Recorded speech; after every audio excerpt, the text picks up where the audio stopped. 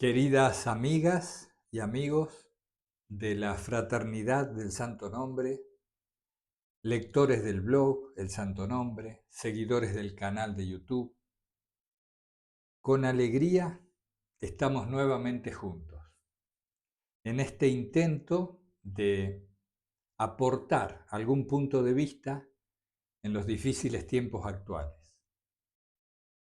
Punto de vista que en cierto modo necesitamos expresar, comunicar, y que surgen de la experiencia personal apoyándonos sobre todo en la espiritualidad que emana de la filocalía de los padres népticos, en esa espiritualidad que podemos llamar esicasta, y también de la observación y de la autoobservación que aprendimos y que seguimos aprendiendo a través de la visión fenomenológica, esa actitud de observación paciente sobre lo que aparece en el ser humano en el plano del psiquismo.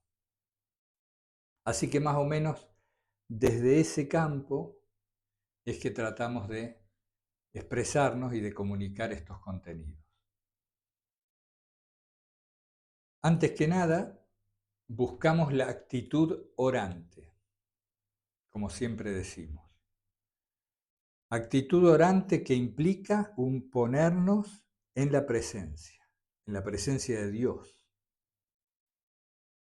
tomando conciencia de lo sagrado en cada momento. Para eso utilizamos el signo de la cruz, esta inmersión en el Padre, en el Hijo y en el Espíritu Santo.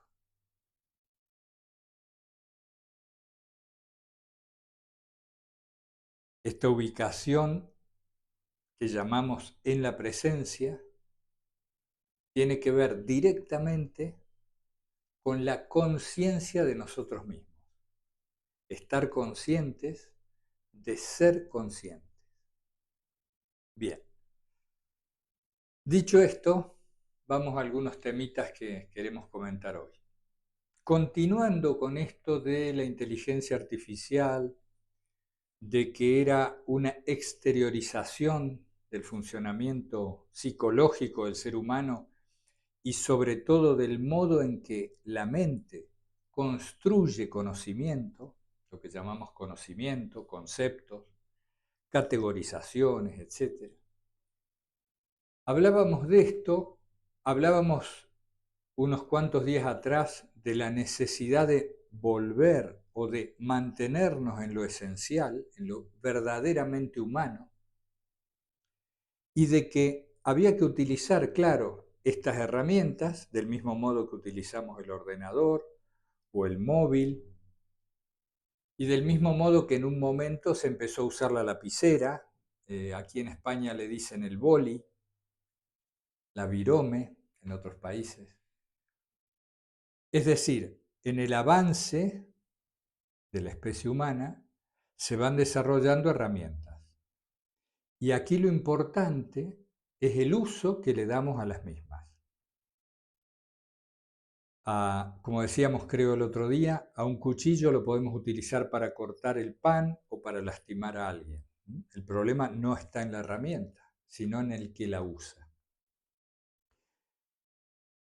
En este caso, con la inteligencia artificial, es una herramienta sumamente compleja y que nos va a llevar a varios extravíos hasta que nos adaptemos. Quizás lleve, no sé, 5 años, una década, vaya a saber. Uno de los principales problemas que tiene esta herramienta es la capacidad de simulación. Es decir, crear noticias falsas, por ejemplo, mentir, tergiversar, es hoy más fácil porque los distintos lenguajes, los distintos programas de inteligencia artificial han desarrollado esta capacidad de simular la realidad de una manera cada vez más sofisticada. Quiero dar dos ejemplos y a la vez sugerir una precaución con este tema.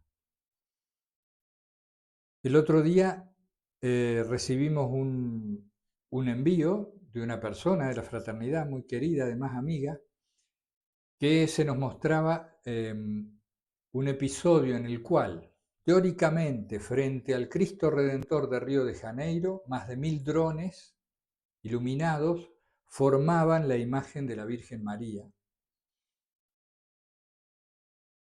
Claro, esto me sorprendió mucho por el costosísimo trabajo y por el costo económico que estuviera insumido solo por unos pocos minutos. Investigamos y efectivamente corroboramos que no era así, no eran drones, era una creación digital la imagen de la Virgen frente al Cristo Redentor. Es decir, algo que se hace con un ordenador, quien sabe hacerlo y quien tiene el programa correspondiente. Por lo tanto, algo de muy bajo costo y que a lo mejor han hecho en 10 minutos, ¿no? O en menos. Pero se había lanzado a las redes que esto era un evento de otro tipo. Bien. También por esas mismas horas me llega una oración a través de WhatsApp. Una hermana también de la fraternidad me dice, mirá, qué linda oración esta del Papa León. Parecía un display, una imagen con un perfil del Papa y una oración muy linda al costado, bastante extensa. A poco de empezar a leerla, había algo en mí que decía esto no lo puede haber dicho el Papa. No porque se dijera algo contrario a una enseñanza cristiana, sino porque había algo en el lenguaje que nosotros intuitivamente podíamos sentir que no correspondía. Vamos a buscar la fuente, la fuente. Tratamos de corroborar y de ninguna manera esa oración era de la autoría del Papa León. Fíjense, qué fácil que podemos creernos simulaciones. ¿Cuál es el método? Vamos al método práctico, al método técnico. Siempre que te llegue algo, corroborá, chequeá, revisá la fuente de origen. Y esto admite distintos grados. Primero, la fuente de origen, en este caso eran dos personas amigas. Esa es una fuente confiable, que ha transmitido el mensaje. Ahora hay que ir a ver la fuente en donde se originó primeramente el mensaje. Esto lo aprendíamos en periodismo hace muchísimos años ya, que hice un año de periodismo solamente, no pude continuar. Y allí se nos enseñaba, ¿no? Ve a la fuente. Y ahora que tenemos internet, que sabemos usar el Google, uno tiene que rastrear y preguntar, ¿no? ¿Cuál es la fuente de esto? O ponerlo simplemente en el buscador, al texto, a la noticia, y vamos a ver qué nos aparece. ¿Cómo puedo saber yo si tal oración es del Papa? Tengo que buscarla en uno o dos sitios oficiales, en donde se legitima la voz de León. Y por ejemplo, esa otra noticia en Río de Janeiro, tengo que ver si aparece en varios diarios y de distinta procedencia, que se confirma. Es decir, acudiendo y verificando en tres o cuatro fuentes confiables, yo más o menos puedo tener una certeza del origen de tal noticia. Tampoco es garantía, ¿eh? Tampoco es garantía. Pero, ¿a qué voy? No nos dejemos llevar por lo que viene por las redes y le demos crédito de por sí porque esté bien presentado, porque sea una noticia novedosa, porque nos parezca lindo, coherente. Así como la inteligencia artificial ha exteriorizado el mecanismo del conocimiento humano, también exterioriza el uso que le damos, la constante mentira en la que vivimos, en muchos aspectos. Mentira por lo general siempre interesada en obtener algún beneficio. Beneficio económico, beneficio de influencia, beneficio simplemente de contaminar la atmósfera general, hay gente que se divierte con eso. Todas las miserias humanas las vamos a ver aparecer destacadas, sofisticadas, exaltadas por estas herramientas nuevas, como es el caso de la inteligencia artificial. Hace unos pocos años, no tantos, empezó YouTube. Yo no me acuerdo exactamente. En 2008 creo que fue el Facebook, por ahí el YouTube, no sé, tendría que revisarlo. ¿Y qué pasó? Que cualquiera, entre los cuales nos incluimos, cualquiera puede hablar y transmitir o expresar su punto de vista. Y entonces la voz de muchos que no eran escuchados pudo ser escuchada. Y qué bien. Y eso sigue siendo así. Pero a la vez, la voz de la locura, la voz de la violencia, del fanatismo, del afán de destrucción, también aumentó. Todo se amplifica. Lo que hacen estas herramientas es amplificar lo que ya está en el ser humano. Entonces no tenemos que sorprendernos, sino que tenemos que ser lo más inteligentes posibles nosotros para saber discernir, siempre el trabajo del discernimiento, ¿no?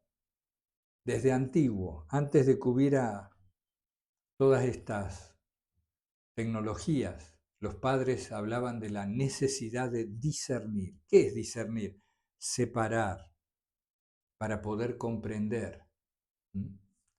Separar el trigo de la cizaña. Entonces, en cuanto a esto, era esa la recomendación. Siempre chequeemos, revisemos, constatemos la fuente de origen de cualquiera de estas cuestiones, noticias o, o contenidos que nos lleguen. Porque, insisto, la belleza en la creación gráfica, la sofisticación en la presentación de los contenidos, le da un aura de credibilidad a cosas que no son reales. De allí que sea importante esto. No lo creamos de buenas a primeras. Hoy en día hay que estar más alerta.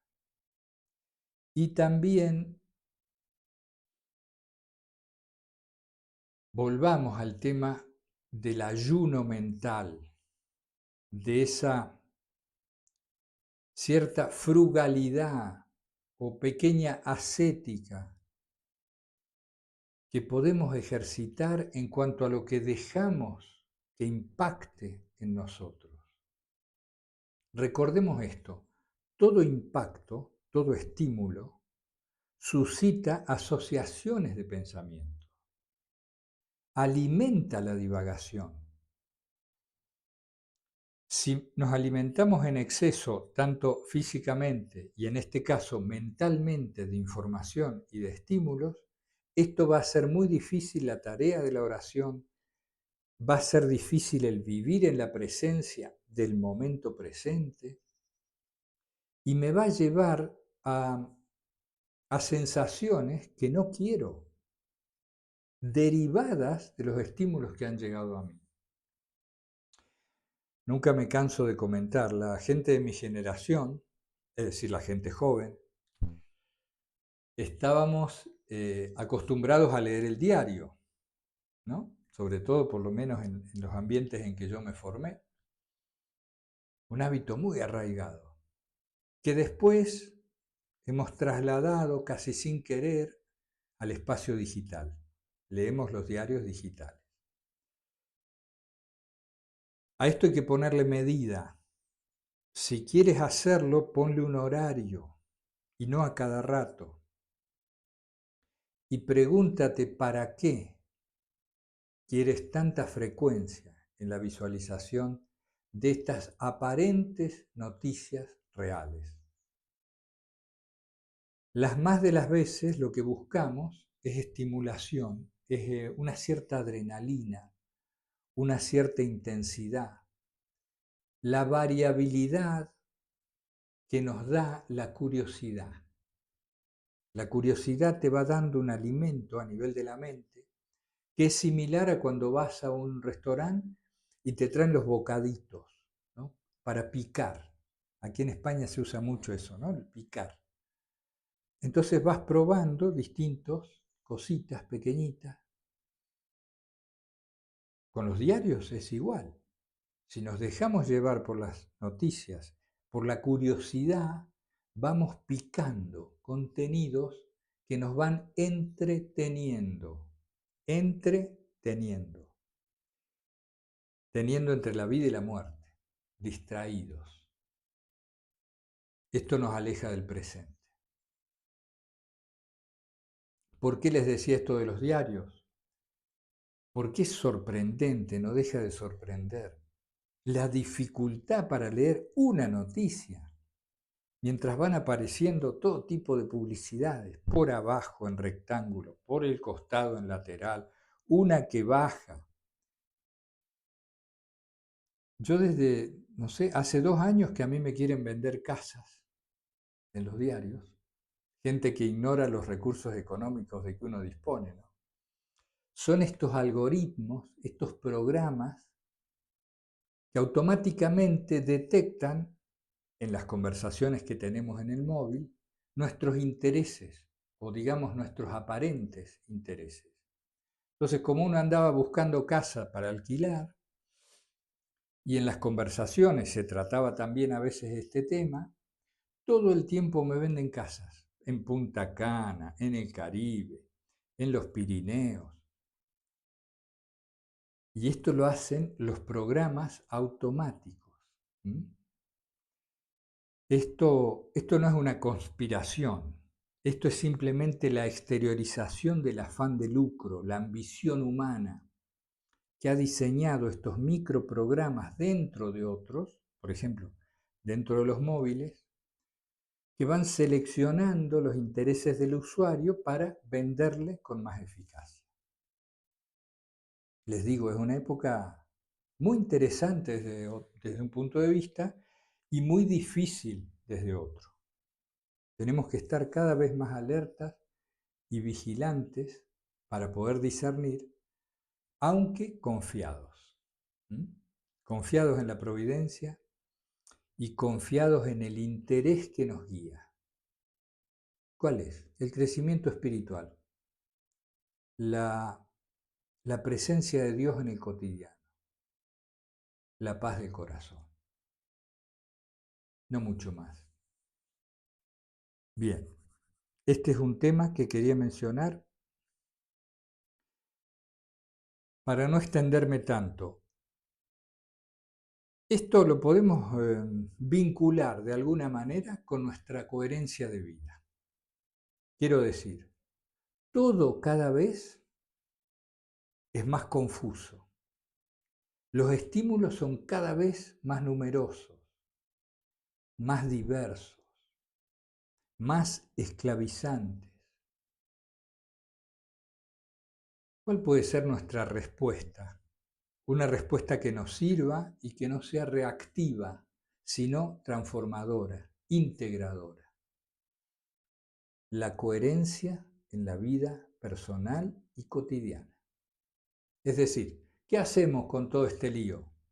Nada, tranquilo, ser coherentes, crecer cada vez más en la coherencia. ¿Entre qué? Entre lo que pienso, lo que siento y lo que hago. Si usáramos otros términos diríamos, vive la fe, vivir la fe de verdad. La coherencia en las acciones cotidianas contrarresta lo que quiera venir del mundo. No hay ningún problema. Y lo bueno que viene del mundo llamémosle así, lo bueno se integra, se utiliza para bien, nos enriquece, la diversidad nos enriquece. Y todo lo que intenta fragmentar al ser humano se ve disipado, se ve frenado por la atenta vigilancia a nosotros mismos y sobre todo en función de la coherencia. Vivir una vida de fe coherente. Esto lo decimos no porque seamos modelo de coherencia, sino al contrario, porque observamos las incoherencias que aparecen o quieren aparecer continuamente en nosotros y descubrimos que la labor de integración, de unificación de la persona, se hace a partir de esto que decimos, de un actuar conforme a la fe, conforme a lo que pienso, a lo que siento, y esto nos unifica, nos integra. Es una palabra que se usaba más antes que ahora. Decíamos, qué persona íntegra. Claro, no tenía fisuras, una persona sin fisuras, que no se desintegraba ahí, firme.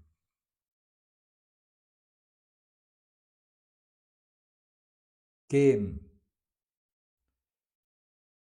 qué produce la coherencia cuando crecemos en la coherencia? Inmediatamente registramos fuerza, fuerza interior. Nos resulta más fácil la templanza, la acción se hace más consciente. Y al espíritu que somos le es más fácil ponerse al mando del cuerpo y de la mente. Cuerpo y mente que son buenos en sí mismos, son obra del Creador y que funcionan a la perfección cuando están regidos, orientados por el espíritu, por el ser que soy, no por el ser que parezco. Cuerpo y mente situados como herramientas, como también se dice, ¿no? Por ejemplo, en las cartas de Pablo, sobre todo en la de Romanos,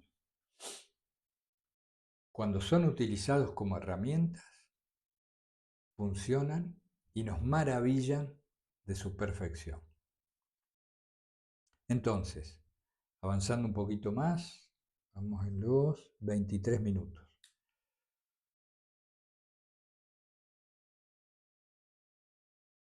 Siempre fijarnos la fuente de origen de una información que nos llega, de un estímulo que nos llega, para poder discernir.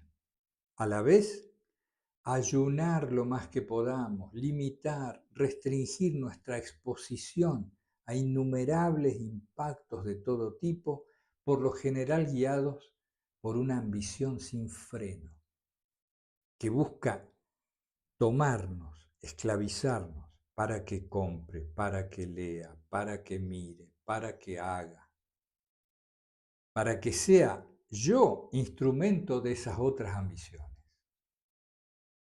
para que seamos nosotros manipulados.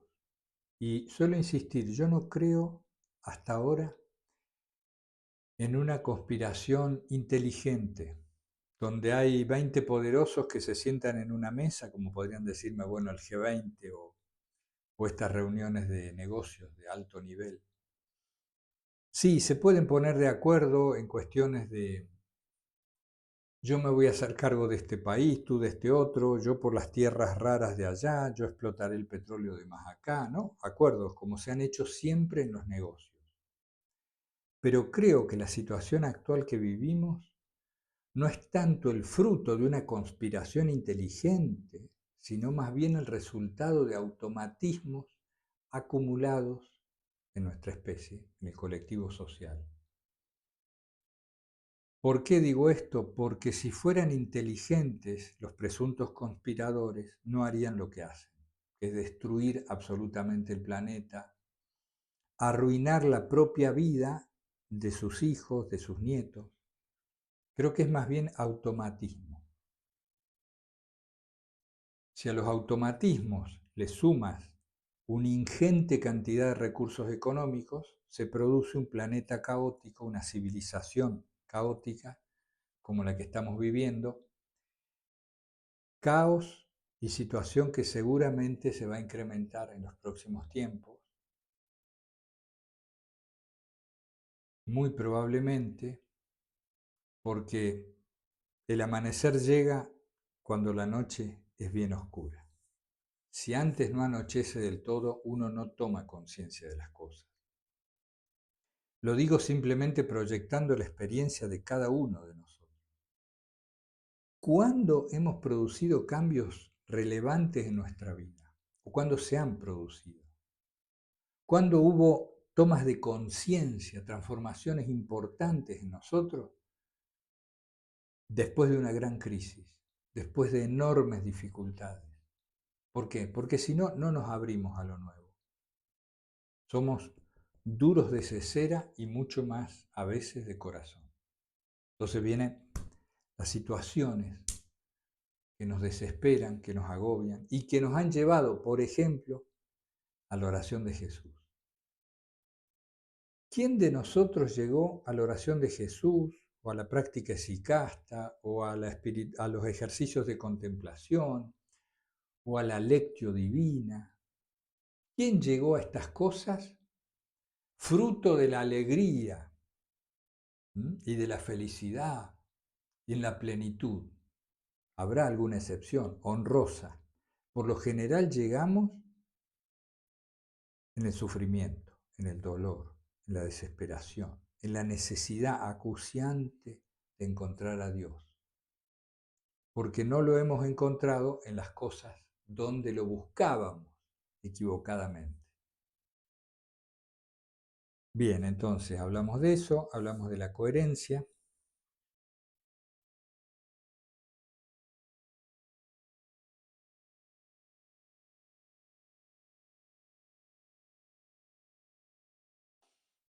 Una cosita más con esto de la coherencia, simplemente.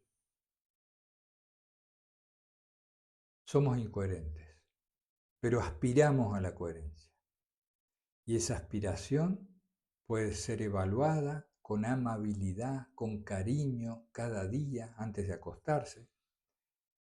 Como se hacía antes el examen de conciencia, pero no un examen de conciencia visto limitado al aspecto moral.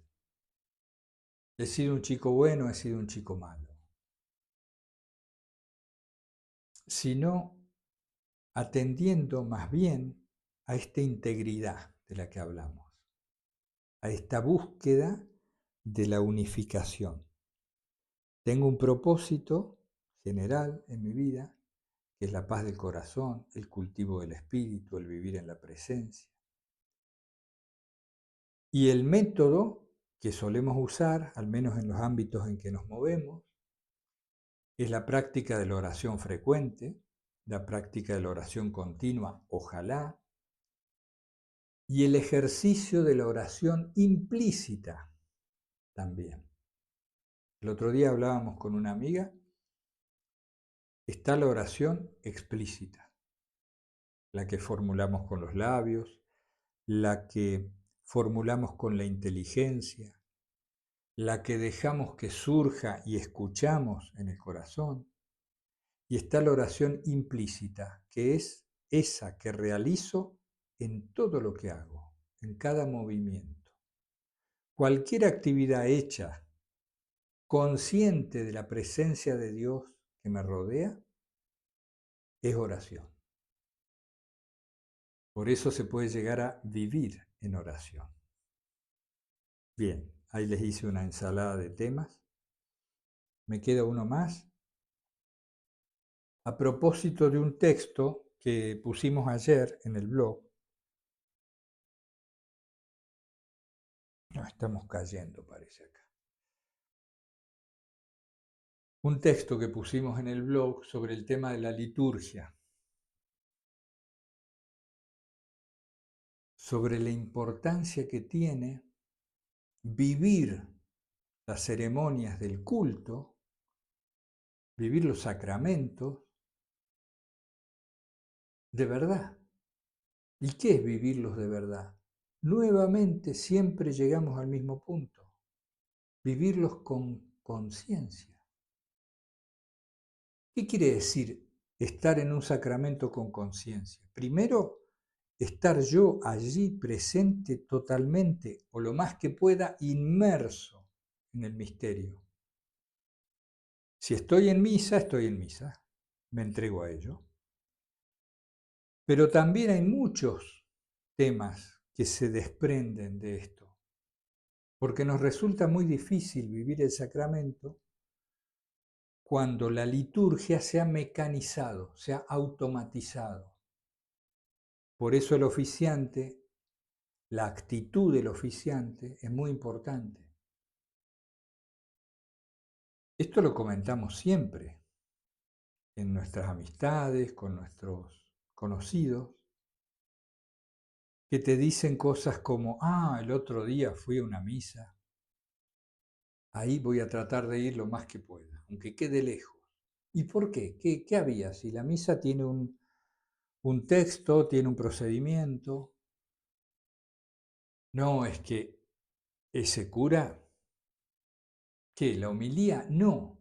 A veces es la homilía, pero a veces es cómo la vive él a la misa.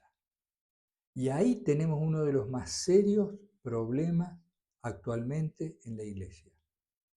El automatismo del oficiante.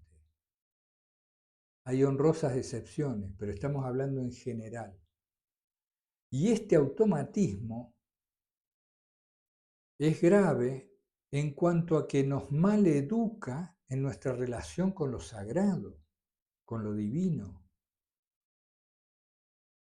¿Quién puede, por ejemplo, un joven, tomemos un joven de 20 a 25 años, que asista a misa por primera vez, motivado a lo mejor por una lectura, motivado por una crisis personal, llevado por un amigo, una amiga, le dice, vení, que a mí me ha servido la religión, la espiritualidad?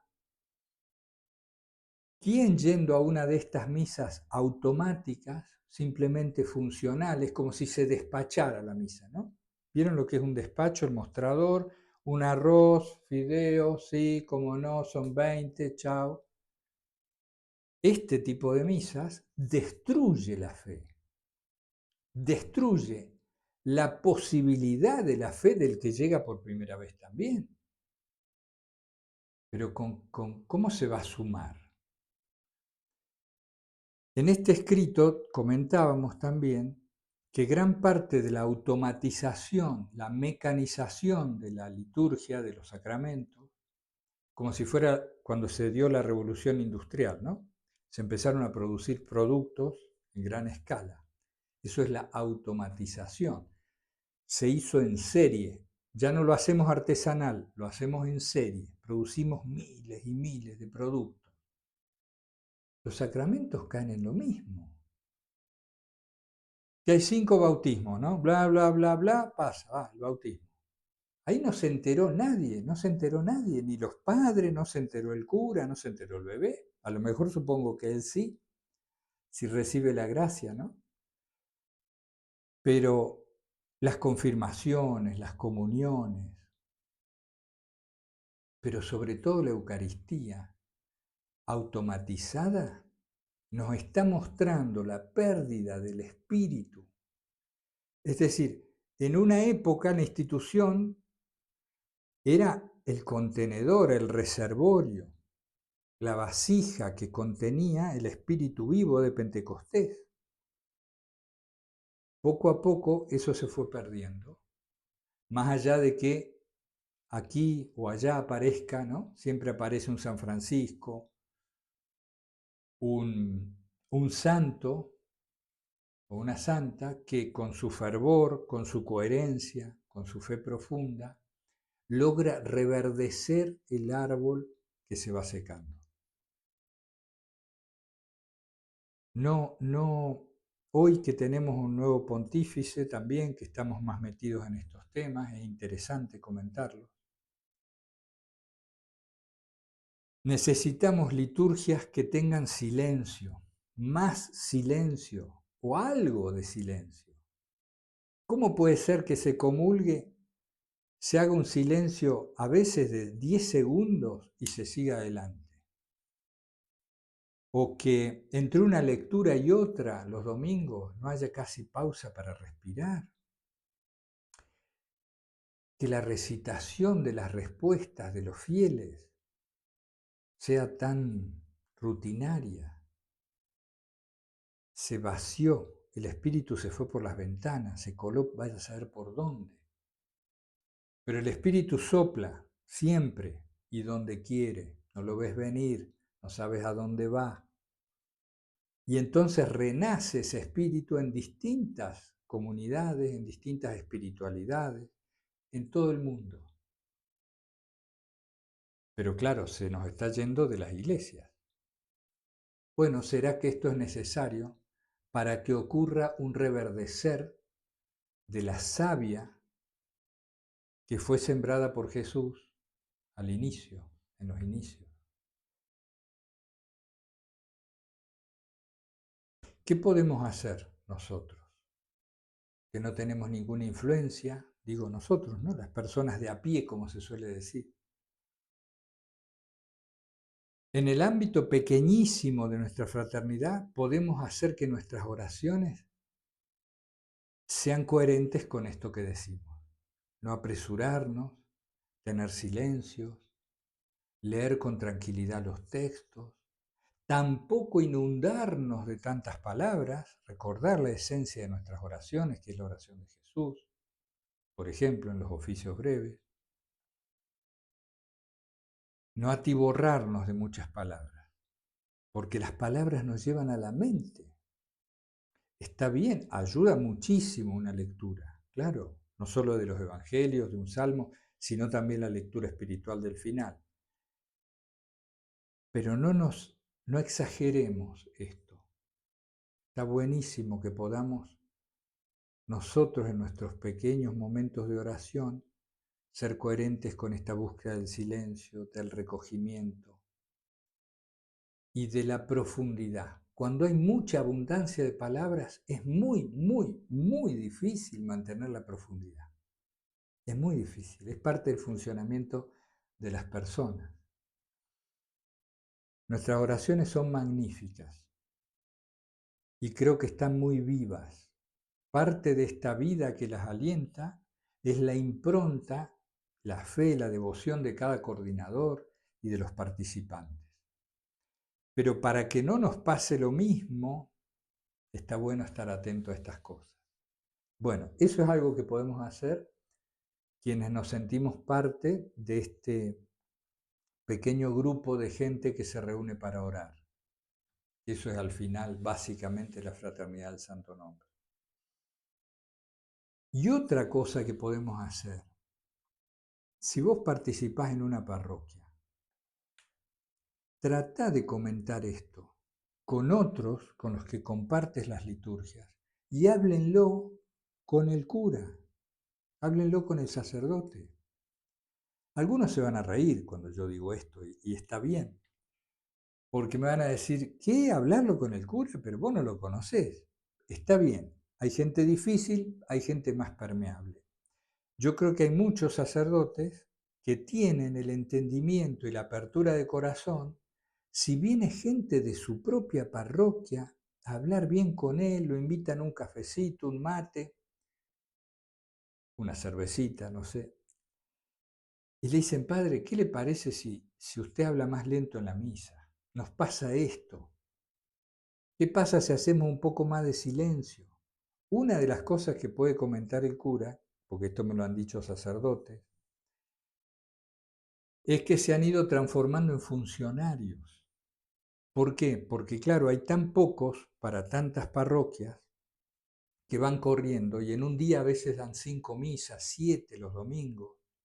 Esto me lo han contado, no lo invento. O tienen que atender varios pueblos y entonces andan a las corridas. Y un bautismo allá y una comunidad. Yo entiendo esto, lo podemos entender, pero tiene que haber un modo, aunque se hagan menos sacramentos, aunque haya más espacio, aunque no vayas al pueblo tan seguido, pero que cuando se haga, se haga de otro modo. ¿No podremos influir en nuestros pequeños ámbitos, en nuestras parroquias? Bueno, ojalá que sí. Ya ven que estamos un poco bastante más atrevidos que habitualmente, y esto creo que tiene que ver con una necesidad también personal de expresarse cada vez con mayor autenticidad, de dejar salir lo que hay adentro, y también con la edad. Uno dice, bueno, ya soy grande, vamos a expresarnos con la mayor libertad, cariño y profundidad que se pueda. Muy bien, por hoy estamos, 40 minutos, 41.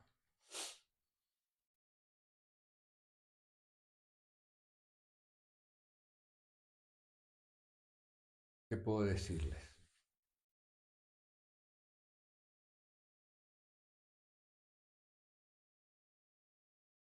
Y les mando un abrazo fraterno a todos, invocando siempre, de ser posible sin cesar, el santo nombre del Señor Jesús.